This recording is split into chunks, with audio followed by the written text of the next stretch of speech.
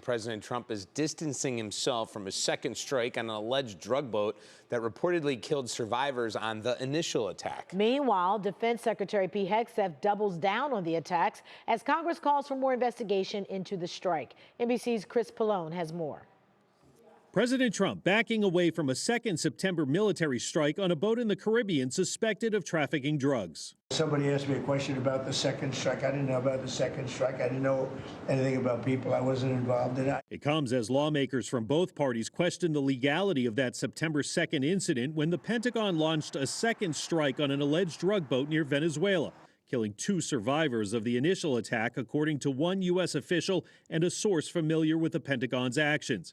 Defense Secretary Pete Hegseth says he watched the first strike live, then left the room, claiming Admiral Frank Bradley gave the order. A couple of hours later, I learned that commander had made which he had the complete authority to do, and by the way, Admiral Bradley made the correct decision to ultimately sink the boat and eliminate the threat.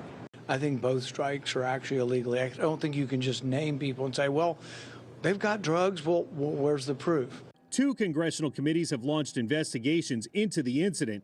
Lawmakers are questioning whether it constitutes a war crime, and if so, who's responsible. Hegseth initially said all of these stories were false, to then 2 days later saying, well, they're not false, but it wasn't me.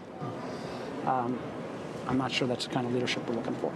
The defense secretary chalks up the confusion to the fog of war. President Trump insists U.S. strikes on suspected drug smugglers will continue. I want those boats taken out, and if we have to, we'll attack on land also. Admiral Bradley is expected to speak to lawmakers this week. Chris Pallone, NBC News.